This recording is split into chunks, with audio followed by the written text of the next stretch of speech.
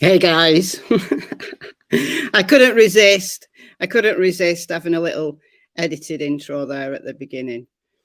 StreamYard's doing the thing again that it's done to me the last 2 times I've used it, and that is not letting me see comments. So I'm going to have to turn on YouTube so that I can see your comments. I don't know why it does this to me, but it says I've got 57 people watching and no comments. So just give me 1 second to get up YouTube, and then at least I can see the comments there.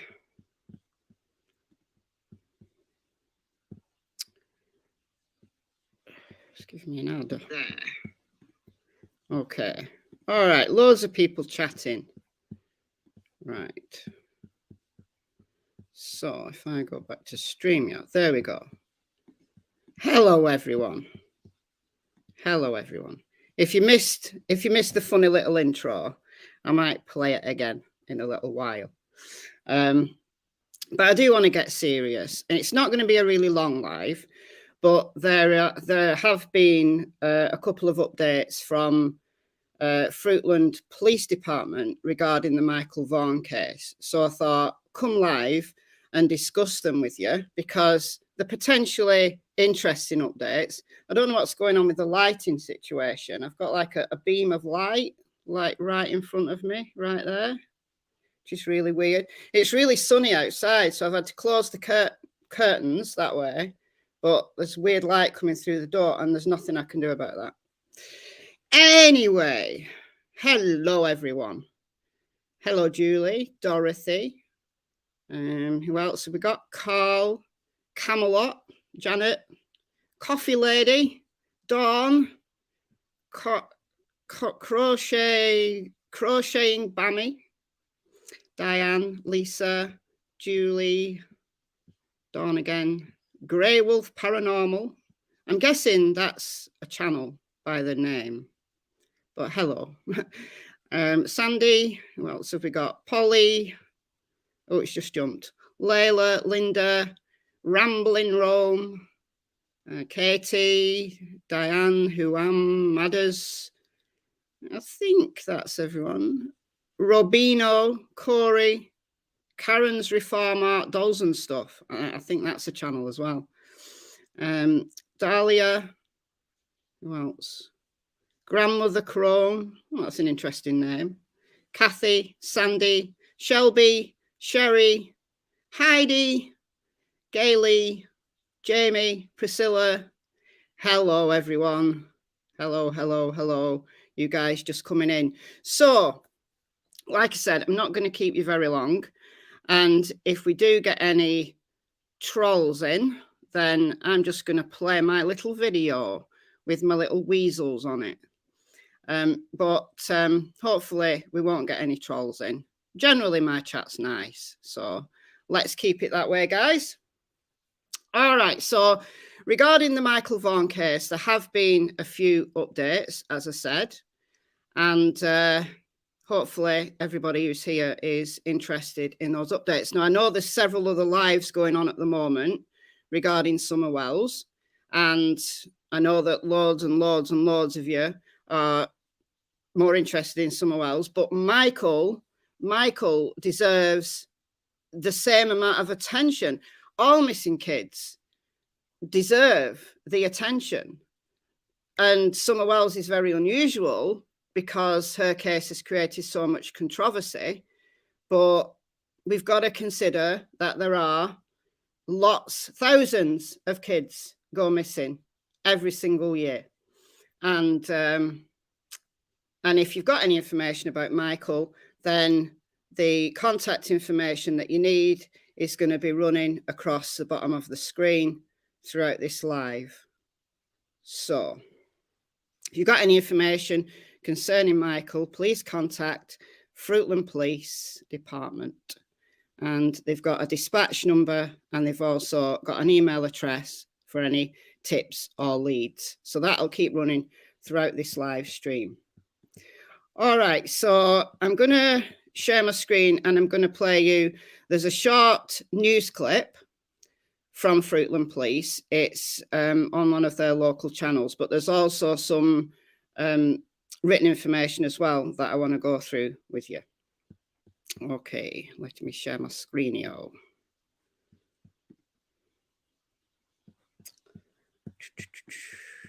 Okay.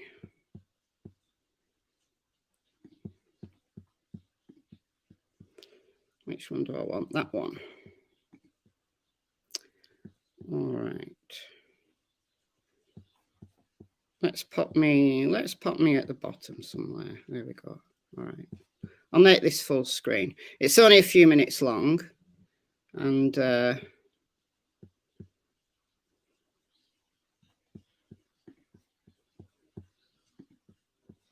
we go. Right. It's only a minute long, but there's some written information as well. Fruitland Police posted an update on missing 5-year-old Michael Vaughn of Fruitland. They say the reward for Michael's safe return is reactivated until March 31st. It's grown to nearly $53,000. They also said they feel strongly they know who owns the white Honda Pilot they were looking for that was seen leaving the area Michael was last seen in around the same time. Michael went missing nearly 8 months ago. He was last seen around 6:30 p.m. on July 27th near Southwest 9th Street in Fruitland. He's 3 feet 7 inches tall, about 50 pounds, with blonde hair and blue eyes. He was wearing a blue Minecraft sweatshirt and dark blue briefs at the time of his disappearance. Police say they are working with new information from the time frame that will hopefully give them some new leads.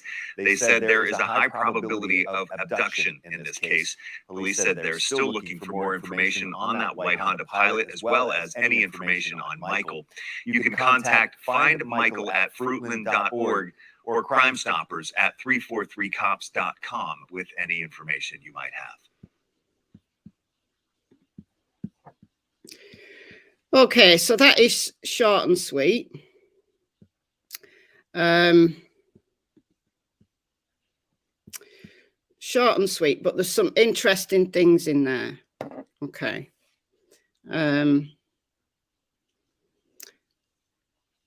Mute my mic. Was it echoey? Was it really echoey? I can play it again.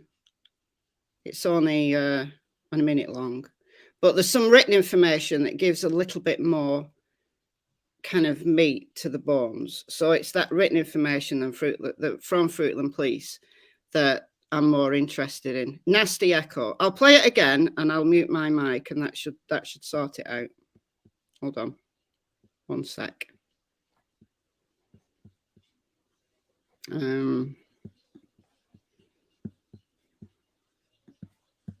Fruitland Police post. Okay.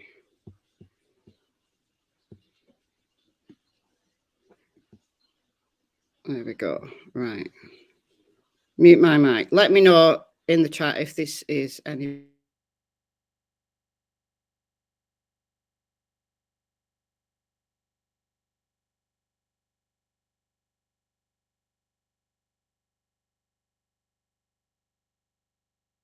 Fruitland Police posted an update on missing 5-year-old Michael Vaughn of Fruitland. They say the reward for Michael's safe return is reactivated until March 31st. It's grown to nearly $53,000. They also said they feel strongly they know who owns the white Honda Pilot they were looking for that was seen leaving the area Michael was last seen in around the same time. Michael went missing nearly 8 months ago. He was last seen around 6:30 p.m. on July 27th near Southwest 9th Street in Fruitland. He's 3 feet 7 inches tall, about 50 pounds, with blonde hair and blue eyes. He was wearing a blue Minecraft sweatshirt and dark blue briefs at the time of his disappearance. Police say they are working with new information from the time frame that will hopefully give them some new leads.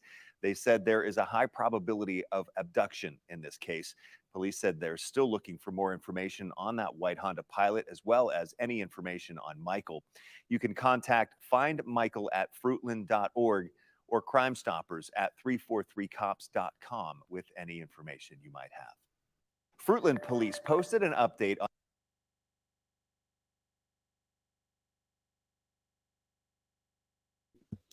You see, when I mute, I always forget to unmute. So, you know, there's always that risk. So, like I said before, there's a couple of things in there that I think are important, given the, as novelists, true crime calls them, the Twitter weasels. There's been a small but virulent group of people who have been really honing in on the family. If you've not kind of come across any of that, then that's good. That's good, because they've been trying to kind of twist the storyline, twist what happened on the evening of the 27th of July, 2021, the evening that Michael disappeared. They've been trying to say that Tyler, Michael's dad, is somehow involved. They've been getting Brandy, Michael's mother, on lives on Twitter and basically ambushing her and really upsetting her. And I wonder whether Fruitland Police have put this out. They've been working very closely with the family, that they've put this update out because of that. It's a happy coincidence if it's nothing to do with that, because at least it solidifies, even though it's very brief, it solidifies how Fruitland Police are working on this case. And they've said there's a very, very high chance that Michael was abducted. So tell me, guys, this is one of the reasons why I wanted to come live. Tell me, guys, how it would be possible for a murder to have taken place, or even an accident that's been covered up, in the time frame available. So Michael was seen by 3 neighbours. He got out of his house. He was known to elope. He was one of those kids. His nickname's Monkey for a reason, because he's a little monkey, right? He gets out. He knows how to open the side garage door. He can't get out the front door, according to his mother, Brandy, but he can get out the side door. And that's what he did, and he's done it before. And they found him on one previous occasion at the splash pad, which is very, very close to his house. And I'll get up a map. I'll show you on the map what this actually looks like. It's easier to explain just using a map, that Michael was seen by 3 neighbours between 6:30 and 6:45 p.m. Michael's dad, Tyler, was distracted. They have a younger child. He was distracted, he says, for about 15 to 20 minutes. In the time he was distracted, Michael escaped from the house. Seen by those neighbours. One neighbour, allegedly, walked him back almost to his yard. So, you know, they must be feeling absolutely horrendous, dreadful. But, you know, we're all wise in the benefit of hindsight, aren't we? We're all wise in the benefit of hindsight. So, there's been an incredibly thorough investigation on this. So, yeah, I know Sandy. Oh, is it Sandy? No, B. George K. Nevertheless was calling her a weasel. Now she's in his live stream harassing him. Yeah, that's why I've got my little video prepared with weasels on it, because if we do get any trolls in this chat, then I'm sorry, I'm just going to play my little weaselly video. So there's that. If you missed the very start, then the first minute of this live was a little journey with some weasels in it, with a message at the end saying, stop being weaselly. So let me get up the map and I'll show you exactly where Michael walked, where I believe he was heading for, because just up his road and then just a little bit north is a splash pad, and it was a very hot evening, right? Michael had been in the house. His dad was distracted. His mum was at work. He's got 2 teenage siblings who, I don't know, they've got their own lives, perhaps, let's speculate. And Michael perhaps was bored and he went out for someone. He went to find someone to play with. That's why he went knocking on neighbours' doors. Not like these Twitter trolls are saying that there was something horrible going on in the house and Michael ran away. You know, that's the kind of thing that they're saying. And that's completely without any evidence whatsoever. It's much more likely on a summer's evening, knowing that Michael can get out and knowing his dad was distracted, that's exactly what he did. So his dad went to the splash pad, and I believe his phone, Michael's dad's phone, Tyler, was pinged at the splash pad. And then they rang 911 straight away. Brandy came home from work straight away. The police department is only it's very close to their home. The police were there very quickly. By 8:20, the first endangered child alert had gone out. So where is the time that Michael's dad or any other family member could have murdered Michael or covered up an accident and hidden a body? It doesn't make sense. It really doesn't make sense. So, you need to really listen to the Twitter. I have put myself through some of the things they've said.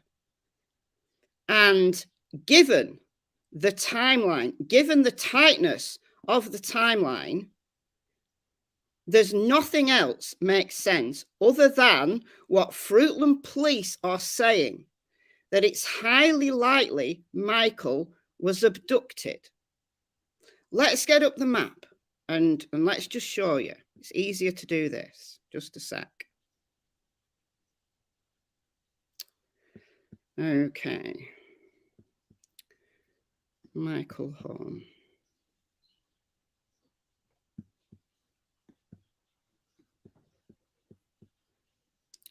All right, let me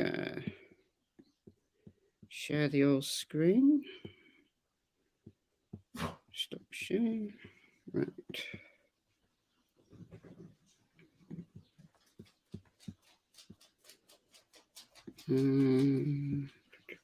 Here we go. All right. Is that not showing up? Why is that not showing up? How odd. That should be Google Earth. All right, fair enough. We'll do it another way then. We'll do it another way. Entire screen. Share. All right.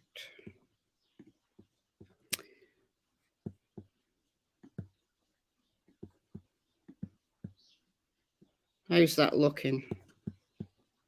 Can you see that, guys? Can just someone in the chat say you can see it? Because when I have it on full screen share, I can't see. If I put it back onto the chat. Can you not see it still? Okay, weird. Oh, the browser cannot access your screen. Try capturing a different screen to see if it continues. You're being annoying. You're being annoying. Entire screen. Share. Now can you see it? Can you see it? Can you see it now?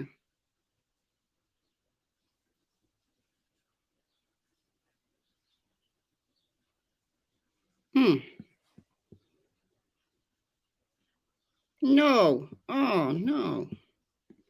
All right. No, it won't let me do it. Why won't it let me do it? This is so odd. Because I have shared Google Earth Pro before. All right, give me a sec. We'll get Google Maps up. Google Maps lets me share. So annoying. Right, I have to find it. Fruitland.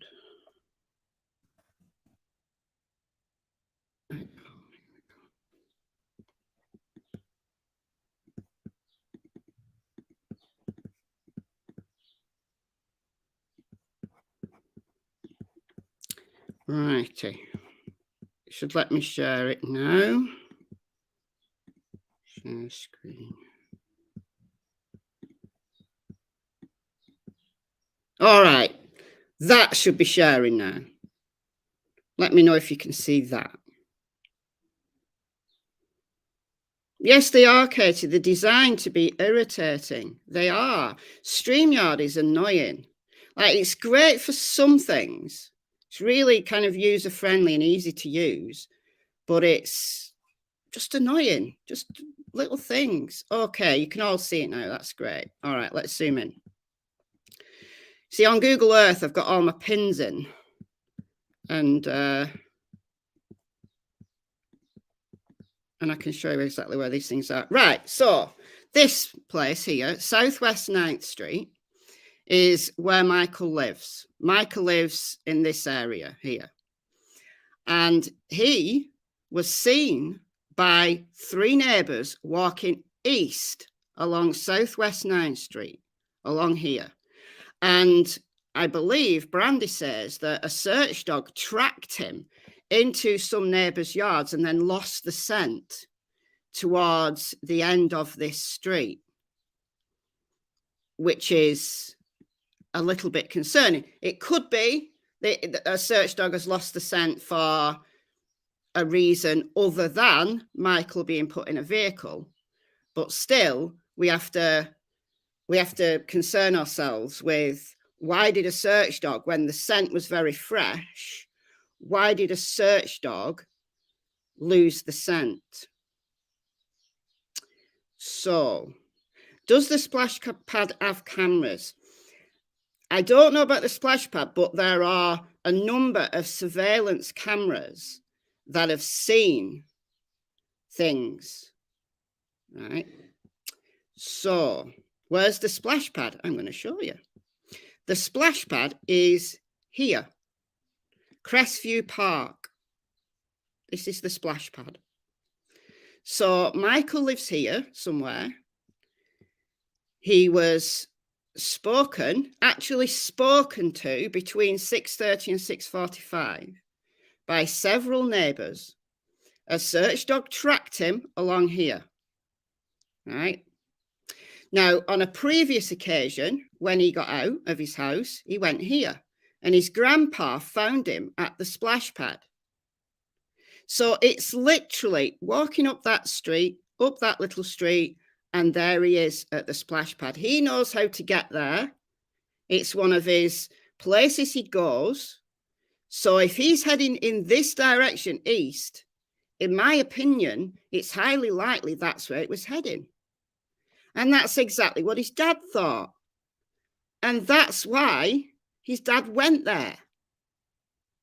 Now, I believe it was around 7:05 when Tyler was there. But Michael had already gone. In a split second like that. Now, during the search, if I just zoom out a little bit, during the search, there were some concerns because this here is the Snake River. And this is a very dangerous river. This is a river that you would not want to fall into. It's fast flowing. So I believe that during the weeks that they were searching, they spent a considerable amount of time searching for miles along the Snake River, just in case Michael had done an unexpected thing, because kids do sometimes.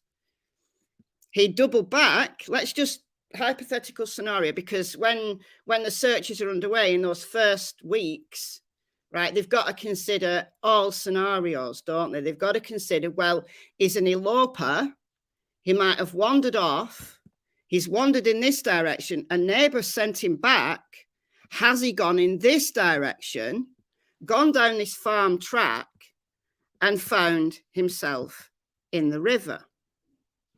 Now, the reason why this is very unlikely, but had to be checked, was because there's a highway that goes along here. So to get to the river without crossing the highway, Michael would have had to go over several fields. He'd have had to go down this farm track, down here, along here, all the way up here to get to the river without crossing the highway. That's unlikely. Unlikely. And then what if I do this? Because that looks flat, doesn't it? Until you do this and you zoom in. Look at that cliff.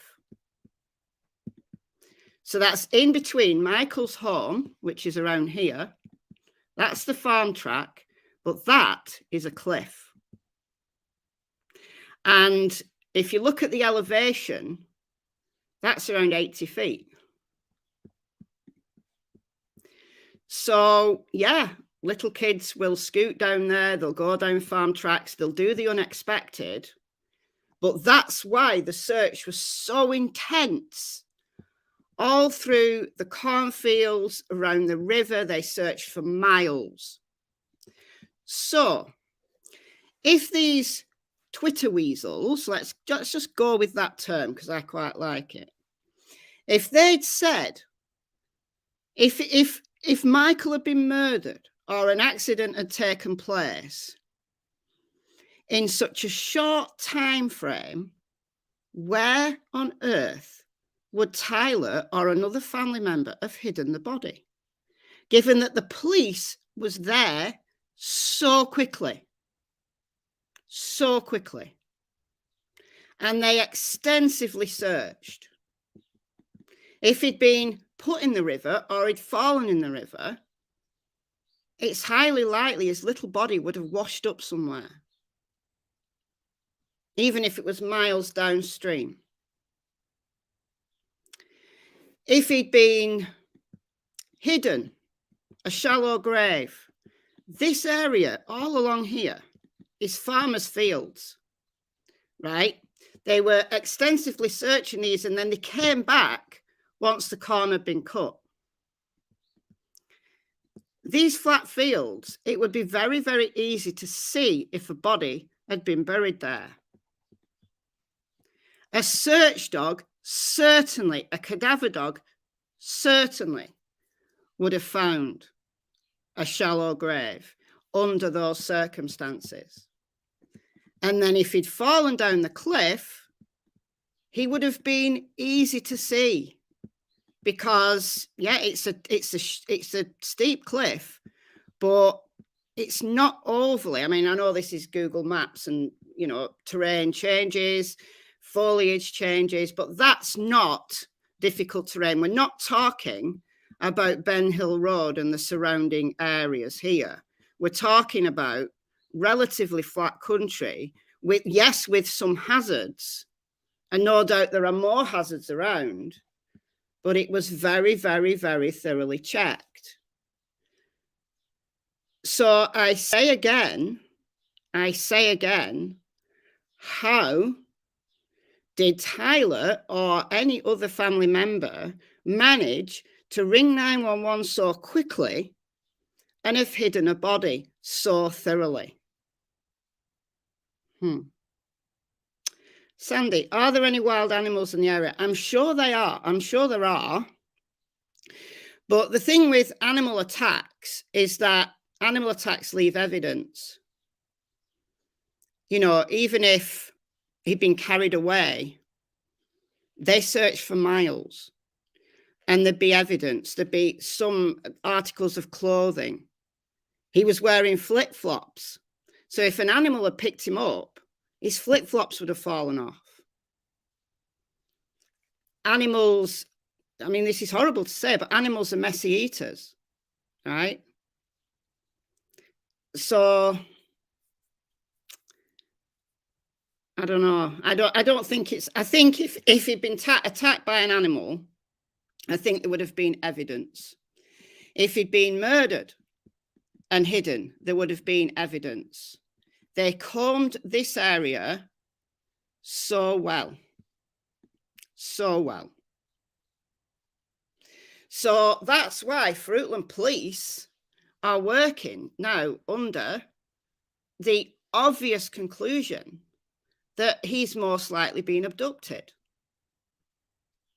And just looking at the map, doesn't it solidify in your mind that where would Michael go other than he's seen, where is it? Where are we down here?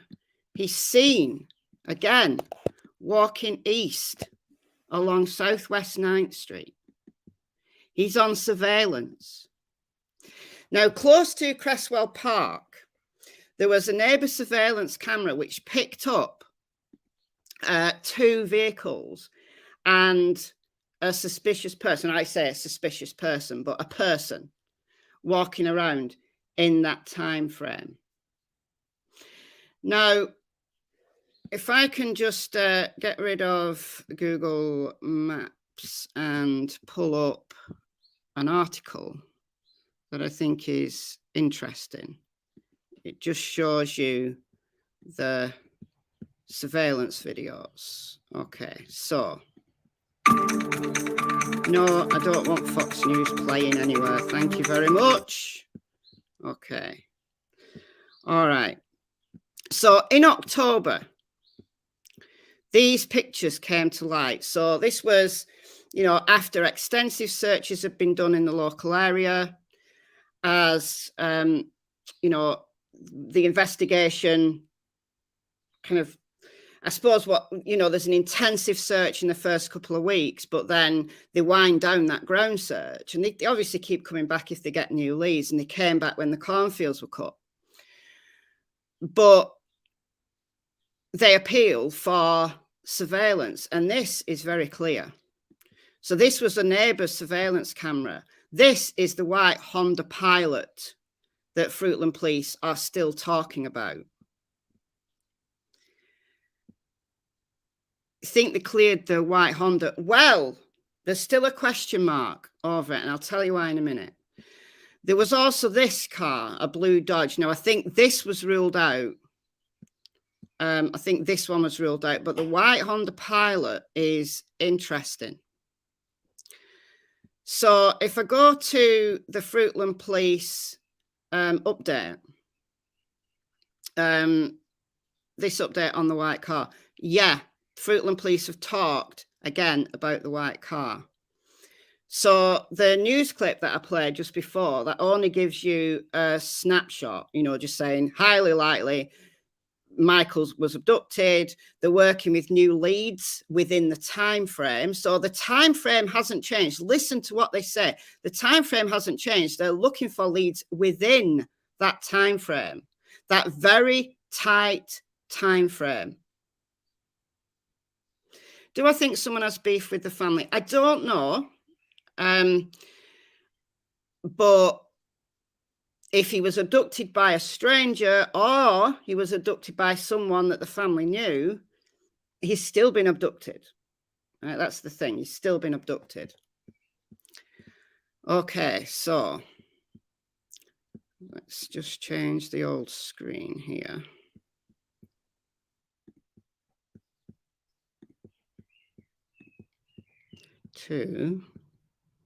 Back to Twitter.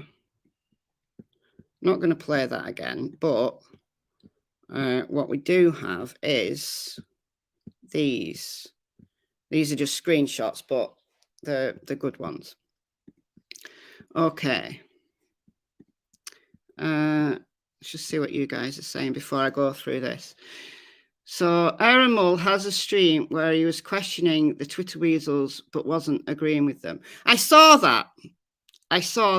And yeah. That's right, Trixie Star. That's right. That's what this update says, exactly.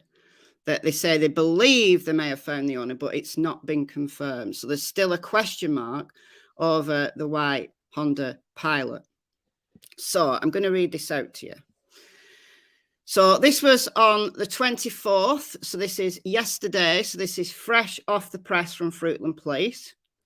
I was going to come live yesterday and do this, but I was busy and I was out of the house most of the day. So do it today instead. So it's been 8 months since Michael Joseph Vaughan went missing. The Fruitland Police Department, the Idaho State Police and the FBI continue to search for 5-year-old Michael Joseph Vaughan.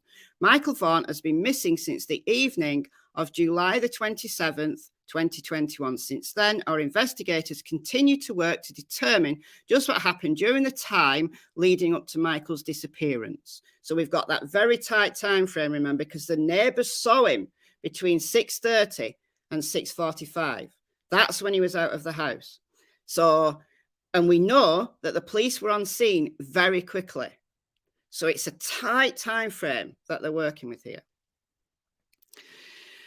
We have received nearly 850 leads and nearly all have been cleared. We are working through newly obtained data from that time frame. So not a new time frame, the time frame that's always been there. New data from that time frame. And are hopeful it will produce new leads. This is an exhaustive, labor-intensive task. The search for Michael has taken on several phases after multiple ground searches in and around the area and across the state of Idaho. As we have said, there is a high probability of an abduction. There it is in black and white, not just a short 1-minute clip from the news that everybody's playing. Let's go to what they say in black and white, City of Fruitland Police. I know, Sandy, why they didn't put out an Amber Alert. I know. It's heartbreaking that Michael missed out on an Amber Alert. Because, you know, it's fine to put out an endangered child alert. And in the days of social media, it's, you know, it gets out. But with an Amber Alert, I don't know about you, but I take Amber Alert messages more seriously than I do other things. And I perhaps shouldn't, given this case, perhaps I shouldn't. I'm probably more likely to share an Amber Alert. I don't know. There's a reason why Amber Alerts are there and are important. And I hope this does lead to a real overhaul of how Idaho State Police deals with missing children, but also more widely, the Amber Alert system. You know, why did someone else get an Amber Alert and not Michael? It doesn't make sense, really, but there's more. Although we have been working on the potential criminal abduction aspect since the time Michael went missing, it has become our primary focus several months ago. So they've ruled out, as much as they can do, any other thing that could have happened, whether it's foul play by a family member, whether it's getting lost and unfortunately coming to peril and dying out there, animal attack. They've gone through everything. I'll read it again. Although we have been working the potential criminal abduction aspect since the time Michael went missing, it became our primary focus several months ago. During the fact that this is a criminal investigation, we are limited in the information that can be shared. That's obvious. So it's clearly still a very active investigation. At this time, we have no intention of coordinating another ground search, as the entire area has been searched multiple times by local police agencies, professional search and rescue units, community volunteers, helicopters, drones, boats, divers, professional canine units. These areas have been walked step by careful step, and if a credible lead sends us back to that area, or to the forest, a field, or anywhere, we will go. They don't plan on doing another ground search unless they get a significant lead. Now, that says a lot to me. That says that they believe that they have done as much as they can. Remember, these drones, these helicopters have got heat-seeking technology. A body that's recently deceased is still giving off heat. Cadaver dogs can pick up scent when it's buried deep underground. So, guys, that paragraph says so much to me. And how anybody can doubt what Fruitland Police is saying, given the tight time frame, given the amount of searches, given the intensity of the investigation. Yes, they've made mistakes, but show me a police investigation where there are absolutely no mistakes. Police investigators are human beings. Mistakes get made, but they are so confident that this is not anything other than an abduction. So let's continue. The white Honda Pilot, as mentioned in an earlier update, has not been confirmed as identified. Not confirmed. But we feel strongly we know who it belongs to. We will continue to seek confirmation on that vehicle. So that seems like a mixed message. It looks like they've got a lead into it, but it's still not a confirmed one. So it's still active. Okay. We are happy to hear that SB 1378, the Endangered and Missing Person Alert, passed both houses. So there's some kind of legislation going through kind of politically. Feel if signed into law, it would be much needed tool moving forward for all Idaho law enforcement. So, you know, things are moving in the right direction for future cases. So Michael may have saved future children the situation of not. Thank you, Navalus True Crime. Thank you, Michelle, for always talking about Monkey, bringing clarity on his case to YouTube and not putting up with any weasels or conjecture. Thank you so much for the €4.99. Very much appreciated. And thank you as well for being the voice for Monkey, the Monkey Mondays. I watch Monkey Mondays. Navalus does Monkey Monday. It's a live stream on Monday about Michael Vaughan. Monday evening, my time. It's generally about 9 p.m. or something, my time in the UK. So do look out for that on Navalus's channel, because he's been talking for weeks about this, right? So that has to be said. Okay, there's more. As most of you know, to keep our community updated, the Fruitland Police Department has held multiple press briefings, and we're grateful to our local media for covering the search for Michael in stories that have been shared nationwide, even internationally. I'm international. I'm sitting here in Northern England. Navalus is sitting there somewhere in Ireland. So, you know, it's the international people who are doing as much for, you know, getting the news out, or at least just following the case and combing through the evidence as anybody else. We've seen the poster of Michael from the City of Fruitland webpage shared countless times via media and social media. We do ask that the official poster from the Fruitland Police Department and the Idaho Missing Persons Clearinghouse be the poster that is shared and will be consistently shared, blah, blah, blah, blah, blah, blah. You can find Michael's poster. It's on the City of Fruitland Police website. I'll show it you in a sec. Tips can be sent to Crime Stoppers if you want to remain anonymous. And then the banner at the bottom of my stream is what's on the Fruitland City of Fruitland Police page, the website, and the dispatch call number. Thank you, Trixie Star, for the $5. Thank you, Michelle. Monkey's Army. Yay, Monkey's Army. So you're helping us avoid conjecture. I think this update's been put out as a result of the Twitter weasels. I believe. I like to believe that City of Fruitland Police have responded and said, look, this is where we're at with the investigation. This is the facts. We strongly believe Michael's been abducted.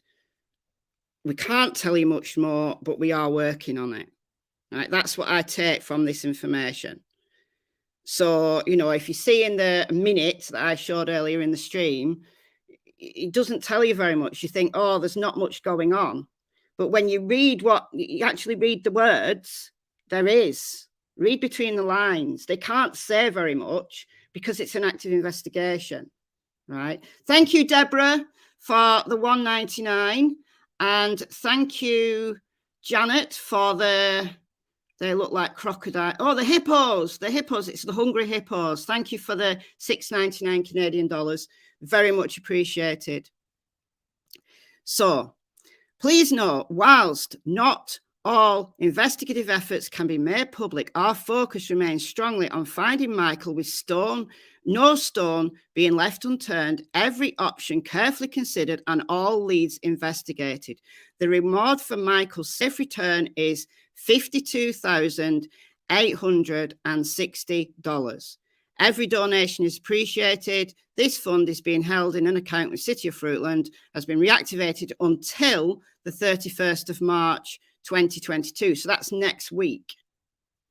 So it's been reactivated for another week. I don't know what happens after that. So the fund is given sunset dates to provide accountability and urgency. So they want information urgently. If someone has or learns of information that can help find Michael, we want that information now. This comes from Facebook. It's the City of Fruitland Police Facebook group. This Facebook page is the only source of credible first-hand information in this case. So I'm not first-hand information. I'm reading you what the City of Fruitland Police has given us. Right? Go to them first. News updates, fantastic, great. But read what they say. Go to the City of Fruitland Police Facebook page. Go to Twitter. Find them on Twitter. This has been shared. I've shared it on Twitter, so you can go and read it yourself in your own time if you want to.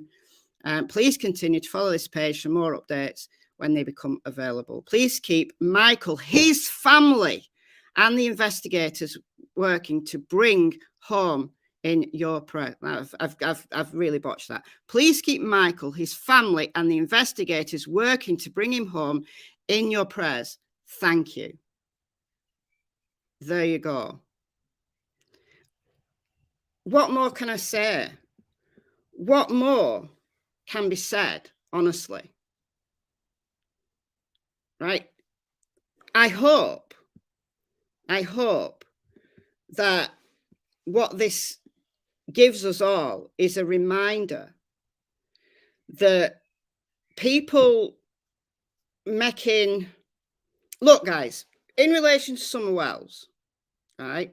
I speculate, I theorize, but at the end of the day, anybody who is coming forward to talk, to discuss, to theorize on any case has to be grounded in the facts.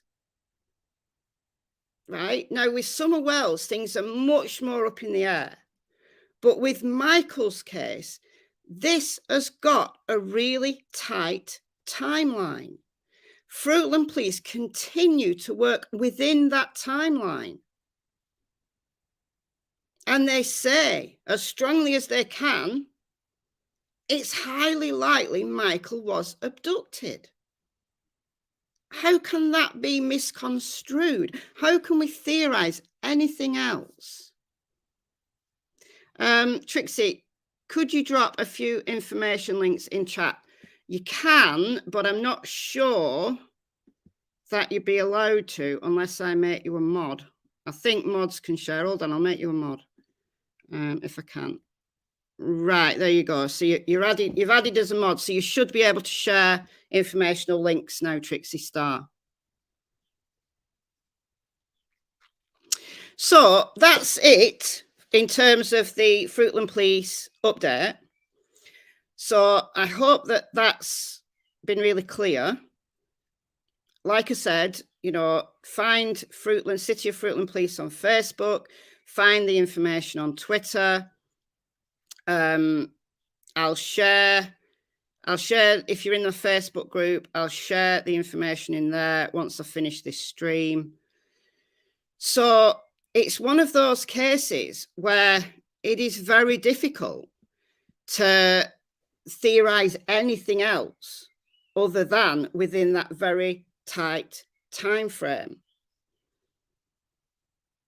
And if Michael's been abducted, then surely the efforts of everybody, not just the investigators or the family, but everybody interested in this case should be going down that route and investing their time in that direction, not attacking the family. I can't believe these people, you know, attacking Brandy, but also kind of like pleading for Tyler to speak or Michael's grandpa to speak. These people do not understand mental health. They do not understand that Brandy has been incredibly brave in this. But Tyler and grandpa have got their own battles. They're broken. They are broken. Thank you, Cecile, for the $4.99 super sticker. I like these super stickers. I don't think I've ever seen two that are the same.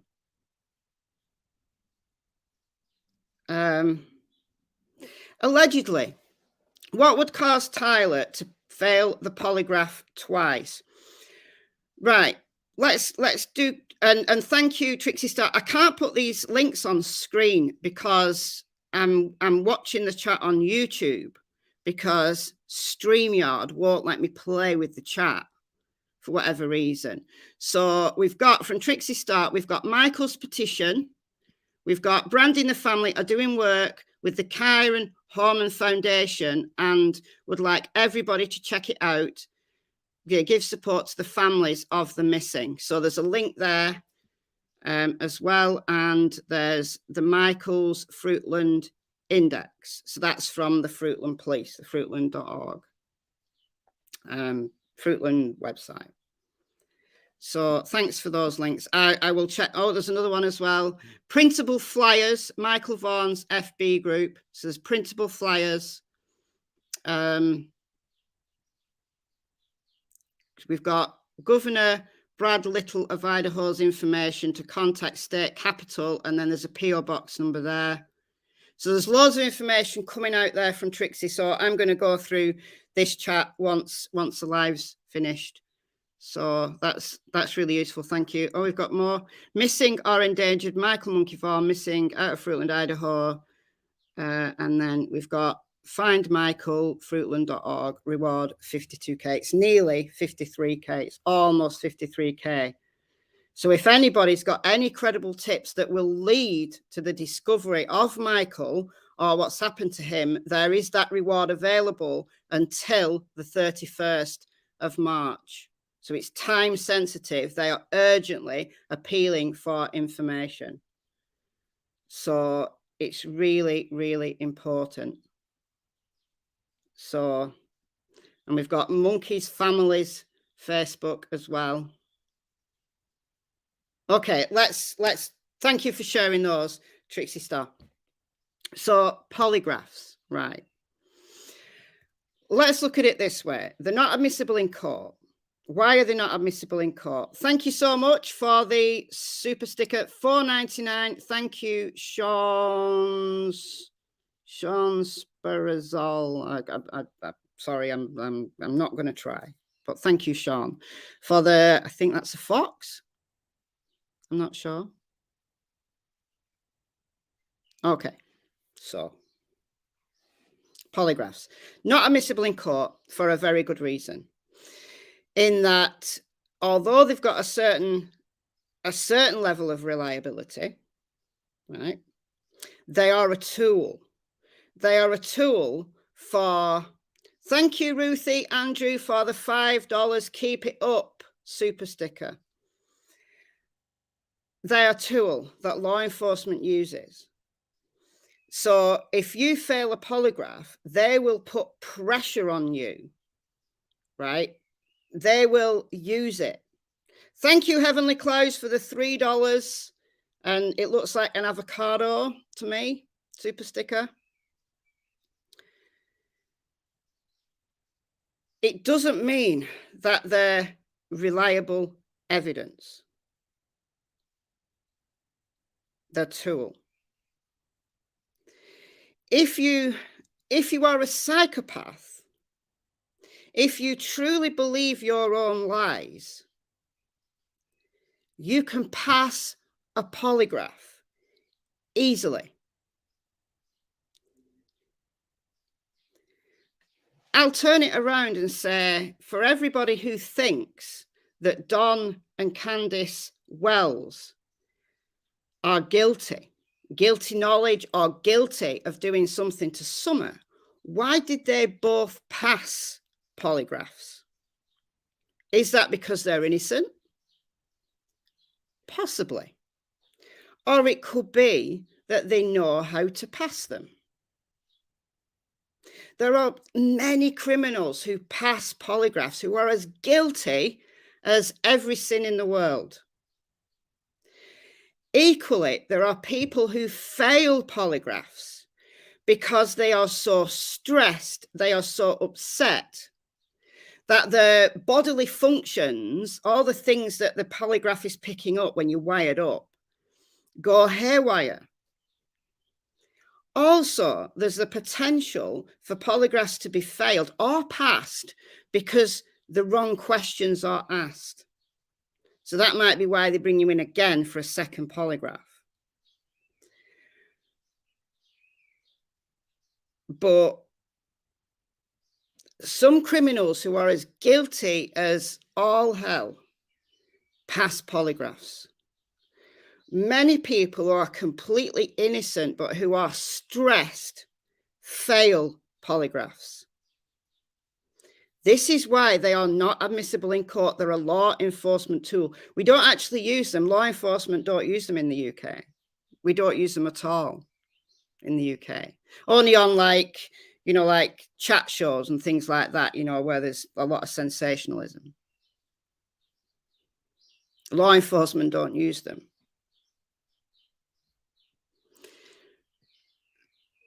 There you go. Ted Bundy passed a polygraph. He did indeed. So are you going to start claiming that Ted Bundy's innocent? Free Ted Bundy. I know he's dead. Free Ted Bundy. It doesn't mean anything except it's a tool for law enforcement. And I'll bet my bottom dollar that when Tyler failed that polygraph, they looked at him very, very closely. Very closely. I bet law enforcement questioned every single move that Tyler made on that day.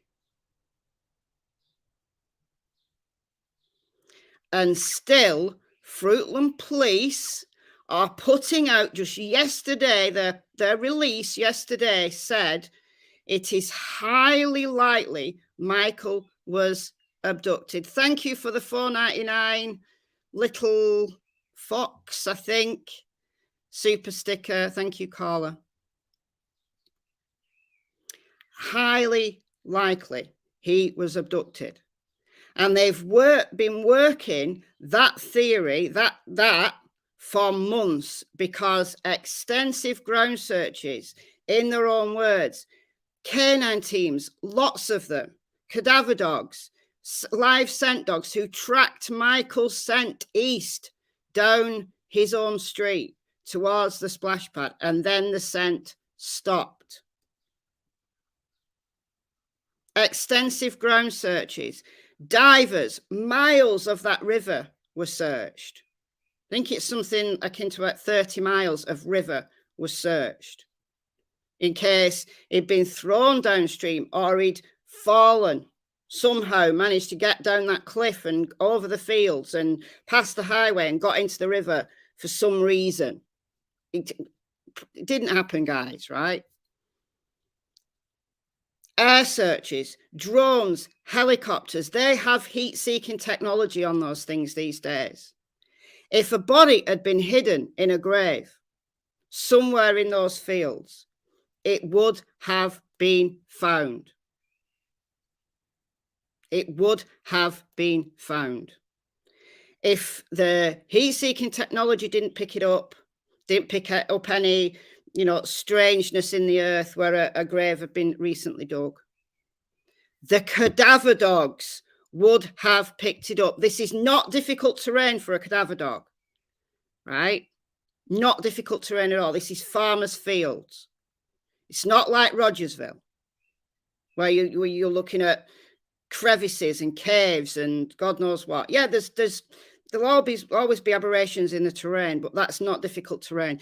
Thank you so much, Mississippi girl. You are a fan, a #1 fan. Thank you for the $10. Very much appreciated. Thank you. Trixie Star still sharing the links. Thank you, Trixie Star.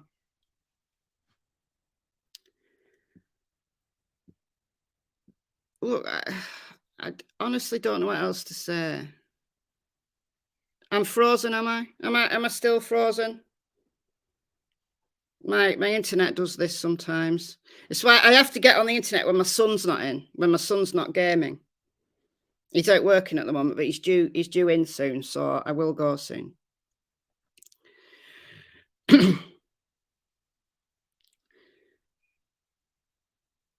I can't. Ray Ann, how long was Michael missing before Tyler went to look for him? Minutes. Literally minutes. I'll go through just the story again very briefly for those who've just come in, but get to the, just rewind and look at the beginning. So Michael was in the house with his dad, Tyler, and a younger sibling, and I believe there's a couple of older siblings as well. Now, I don't know whether they were in the house or out or what. I think, if I remember rightly, one was in the house, but teenagers do their own thing, don't they, right? Michael was, and Brandy, his mother, was at work. She'd been at work since about midday. So Michael has a propensity, shall we say. Thank you so much, Jan, for the $9.99 and a little chicken, I think. Is that chicken? I love these super stickers. They're great. So about Michael, as a lot before, right, is an inquisitive little boy. There's a reason why they call him Monkey, let's just say. He's a little monkey. He's a little daredevil. He's into everything. He actually reminds me of a couple of my cousins who we used to call them the little monkeys when they were kids. Oh, my God. So he's into everything. He knows how to open the side garage door. Tyler, Dad, was distracted. He says for around 15 to 20 minutes. That's all. He was, I think, dealing with the smaller child. He was ordering dinner. He was just doing things, right? He admits he was distracted. He must be torn up inside. He's a broken man. Surely his failing of the polygraphs is because he's so stressed and blaming himself. Wouldn't you be if that had happened to you? God forbid it doesn't happen to any of you ever. But thank you, Collie Dime, for the $4.99. Thank you for bringing awareness to Michael's case. Monkey will come home. He will. We've just got to do what Fruitland Police says. Just hope and pray that he does. That they somewhere, somehow, a miracle happens and Michael comes home. So Michael was seen between 6:30 and 6:45 going east along his road. And I had the map up earlier, so just scroll back to the map. Going east along his street. When he's been out on a previous occasion, when he's escaped on a previous occasion, he went to the splash pad. I'm going to get the map up again. It's going to be easier. Okay.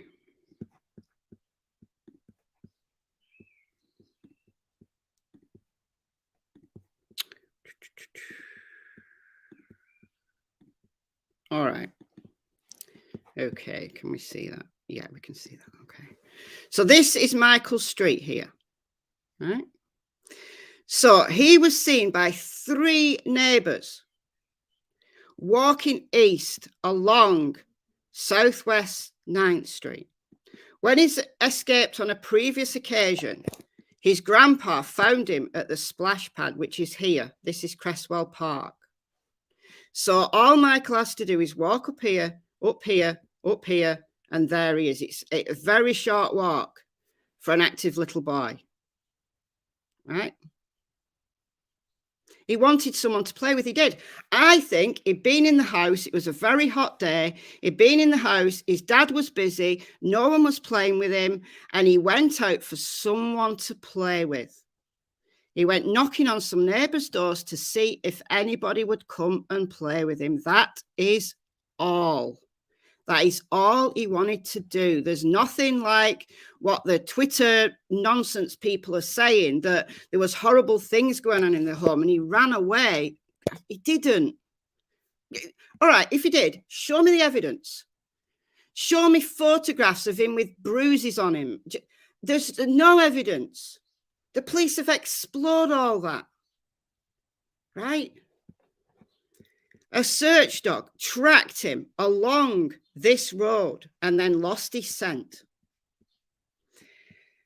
So he was seen between 6:30 and 6:45. His dad went straight out to find him. I believe that he was at the splash pad up here. Dad was at the splash pad looking for Michael at 7:05. So between Michael being seen by neighbours at 6:45 and Dad going out to find him at 7:05, Michael disappeared. I believe he was abducted in those 20 minutes. That's the time frame we're looking at. That's the time frame we're looking at. I don't know, Daughter of Scotland. Did he get to the splash pad? I don't think so. I don't think he did. The search dogs lost his scent somewhere here.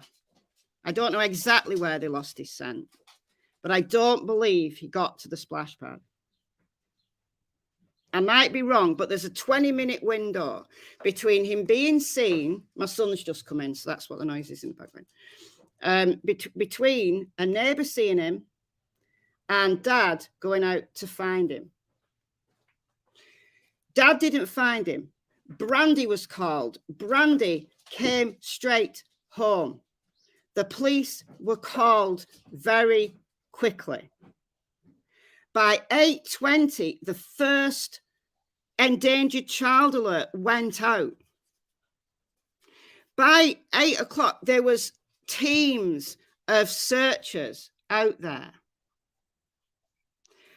That is such a tight time frame. Fruitland Police are saying they are working on leads within that time frame. Hi, Scott H. Thanks for joining us. I'm just about wrapping up, Scott, so you're a bit late, but rewind. Okay, so Callie says he was never seen at the splash pad, so he didn't make it to the splash pad. So someone took him in that dead short time frame. Thank you, John S, for the $9.99. Thank you so much. Thank you for sharing this update and talking about Michael. He deserves it. This little boy deserves the attention. He deserves all the attention that Summer Wells has had. Summer Wells is unusual because her parents, the situation has created so much controversy. But all missing children deserve their cases to be fully investigated and for YouTubers to talk about them and look at the facts. And the facts, to me, in this case are very clear. Fruitland Police believe that they're very clear. Yeah, Crystal, I know. Brandy's interview on the interview room broke my heart. I've watched it 3-4 times now. And every single time, my heart breaks for Brandy. God, the dogs are out barking. God knows. I forgot what I was saying. Yeah, heartbreaking. Absolutely heartbreaking. Brandy is so brave. So brave. Any missing child deserves the same. Absolutely, Helen. Absolutely. Absolutely. Sex offenders, yeah, they've probably all been checked. They've probably been, you know, turned upside down, back to front. I think there's, I want to say 10, 11 within a mile or so. I don't know what they're going on about outside.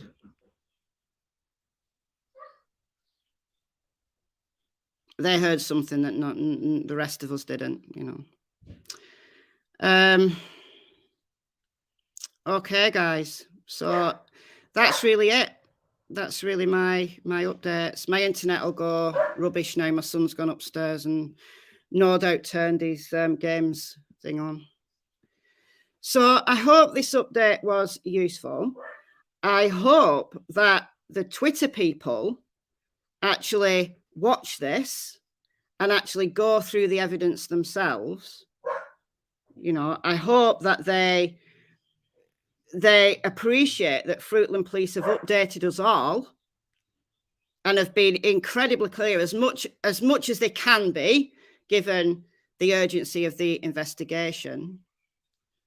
And that's it. It is Cheryl. It is disturbing, but there's RSOs everywhere. So hopefully you found this interesting. I'm going to have to go and sort the dogs out. They're probably, I don't know. It's Cassie. Yeah, if you've just got here, start over, and Trixie Star was putting lots of links in the chat. So if you can go back and look at those links, I'm going to do. The chat might not show up immediately on the replay. Sometimes it takes a while to process. But yeah, thanks all for tuning in. And I'll see you all very soon. Bye, guys.